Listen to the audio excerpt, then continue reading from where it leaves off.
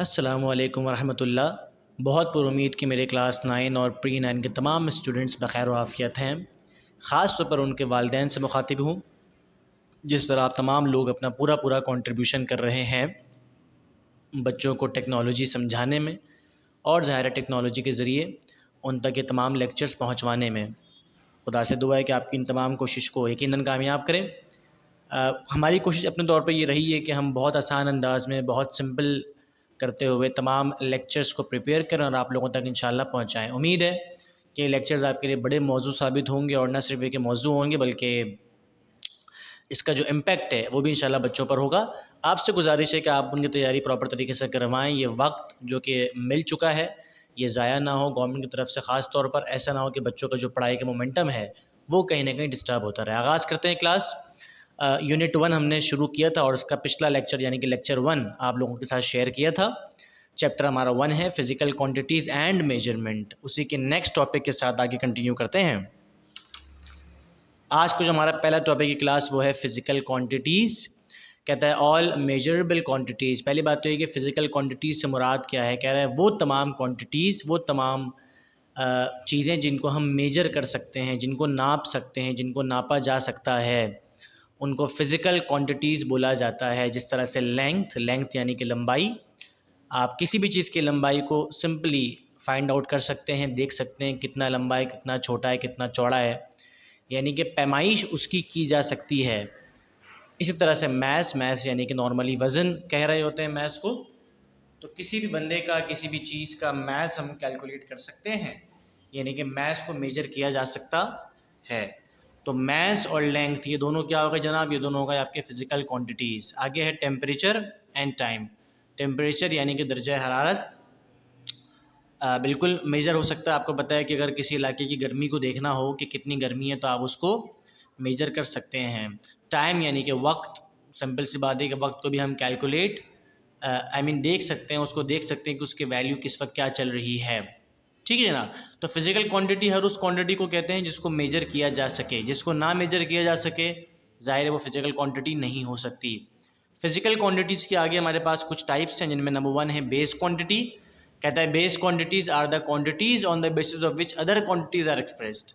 कह रहा है बेस क्वांटिटी उन क्वांटिटीज़ को कहते हैं जिनकी बुनियाद पर दूसरी क्वांटिटीज़ को मेजर किया जा सकता है, नापा जा सकता है। For example length, mass, time. Length, mass और टाइम ये तीनों वो क्वांटिटीज़ हैं जिनकी बुनियाद पर दूसरी क्वांटिटीज़ को मेजर करते हैं। चूँकि ये मेन है इसलिए इसको हम बेस क्वांटिटी का नाम देते हैं। आगे चलते हैं क्लास। फिर कहता है ड्राइव्ड क्वांटिटी। कहता है the quantity that are expressed in terms of base quantity. वो क्वांटिटी जिनको बेस क्वांटिटी की बेस पर एक्सप्रेस किया जाता है, यानी कि जो निकलती हैं बेस क्वांटिटी से, उनको हम कहते हैं ड्राइव्ड क्वांटिटी। एग्जाम्पल लिखी हुई है फोर्स, वर्क और एनर्जी। आगे जब इंशाल्लाह हम मज़ीद लेक्चर्स पढ़ेंगे उसमें आपको दिखाएंगे कि फोर्स चूँकि एक ड्राइव क्वांटिटी है लेकिन ड्राइव कहाँ से हुई है, बेस क्वांटिटी से। तो हम देखेंगे कि ये बेस क्वांटिटी से किस तरह से ड्राइव हुई है, किस तरह से निकली है। आगे कहता है जनाब वर्क, काम, एनर्जी यानी कि तवानाई। ये तीनों की तीनों क्वांटिटीज़ क्या हैं, ये तीनों की तीनों क्वांटिटीज़ ड्राइव्ड क्वांटिटी हैं जो कि बेस क्वांटिटी से निकली हैं या निकलती हैं। आगे चलते हैं जनाब। फिर कहते हैं इंटरनेशनल सिस्टम ऑफ यूनिट्स। क्या है इंटरनेशनल सिस्टम ऑफ यूनिट, यानी इंटरनेशनली दुनिया में एक निज़ाम बनाया गया जिसको इंटरनेशनल सिस्टम ऑफ यूनिट या फिर SI यूनिट का नाम दिया जाता है। ये वो यूनिट्स होती हैं जो पूरी दुनिया में चलती हैं। फॉर एग्जांपल मैं आपको बोलूँ कि भाई आप शॉप पे जाते हैं दही की, तो आप क्या कहते हैं, आप कहते हैं अंकल 1 किलो दही दे दें। अब ये जो 1 kg दही है ये पाकिस्तान में भी 1 kg मिलेगी, अमेरिका चला जाए वहाँ पर भी 1 kg मिलेगी, टर्की चले जाए वहाँ पर भी 1 kg मिलेगी, Spain, Germany, Ireland, Finland, Austria, Australia, Saudi Arabia, Kuwait, Oman, मस्कत, Bahrain, Iran, Iraq, गर्ज के दुनिया के तमाम ममालिक में सेम मैच के लिए हमें सेम यूनिट इस्तेमाल करनी होगी। क्यों? क्योंकि ये इंटरनेशनल सिस्टम ऑफ यूनिट है। ठीक है ना जनाब, उम्मीद है कि बात पहुंची। आगे चलते हैं। बेस यूनिट क्या है? The unit that describe base quantity. भाई सिंपल सी बात है, वो यूनिट जो बेस क्वांटिटी को डिस्क्राइब कर दे उसको हम कहते हैं base unit. For example kilogram. Kilogram चूँकि यूनिट होती है मैस की, तो मैस चूँकि बेस क्वांटिटी था लिहाजा मैस को एक्सप्लेन करने के लिए हमें जिस क्वांटिटी की रिक्वायरमेंट होती है वो होता है बेस जिस यूनिट की रिक्वायरमेंट होती है क्लास, वो होता है बेस यूनिट, ठीक है ना। तो ये हो गया किलोग्राम, मीटर और सेकंड, ये तीनों क्या है हमारे पास, बेस यूनिट्स हैं। फिर कहता है ड्राइव यूनिट, कहते हैं the unit use to measure derive quantities are called derive unit. भाई वो यूनिट्स जो ड्राइव क्वांटिटी को एक्सप्लेन करने के लिए इस्तेमाल हों उन्हें हम ड्राइव यूनिट्स का नाम देते हैं। फॉर एग्जांपल m/s का मतलब क्या होता है जनाब, मीटर पर सेकंड। आप देख सकते हैं कि एक ही यूनिट में दोनों यूनिट्स आ रहे हैं, ये बड़ी बात है, क्यों, क्योंकि ये ड्राइव्ड यूनिट है। फिर कहता है मीटर पर सेकंड स्क्वायर, एक ही यूनिट में दोनों यूनिट्स आ रही हैं, क्यों, क्योंकि ये ड्राइव यूनिट है।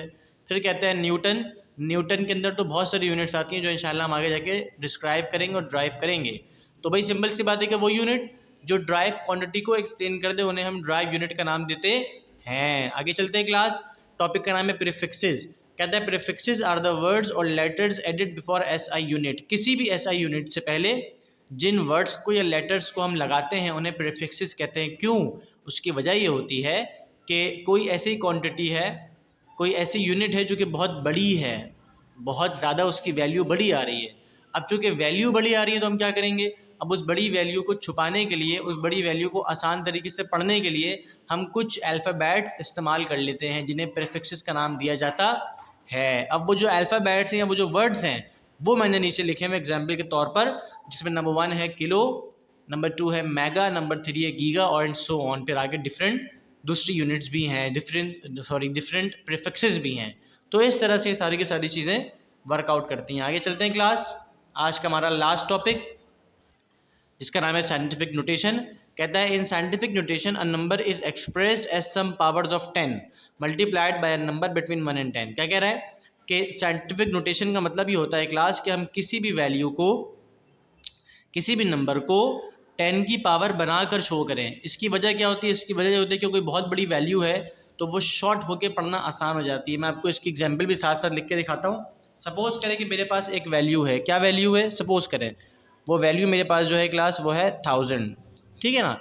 अब ये एक वैल्यू है, सपोज़ करें कि ये पढ़ना थोड़ा सा मुश्किल है तो हम इसको कन्वर्ट कर सकते हैं, क्या, 10 की पावर बना के।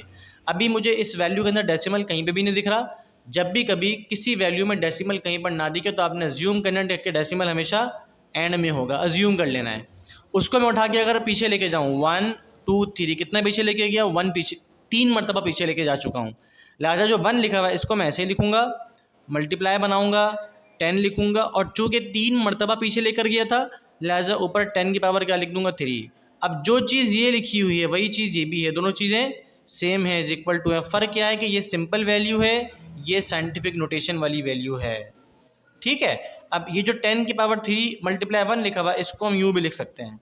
अब आप देखेंगे वो जो बड़ी वैल्यू थी उसको लिखना कितना आसान हो गया। इसी तरह से तो छोटी सी वैल्यू थी, मेरे पास अगर एक बहुत बड़ी वैल्यू आ जाए तो इस वैल्यू को भी हम शॉर्ट करके पढ़ सकते हैं, किस टर्म में, साइंटिफिक नोटेशन की टर्म में। उम्मीद है कि हमारा ये वाला जो टॉपिक था वो यहाँ पर आकर प्रॉपर तरीके से क्लियर हुआ।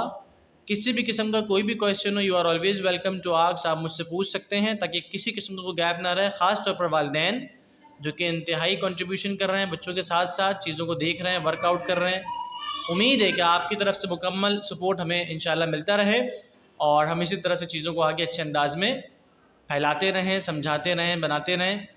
अगले लेक्चर के साथ इंशाल्लाह जल्द हाजिर खिदमत होंगे। तब तक के लिए अल्लाह हाफिज़।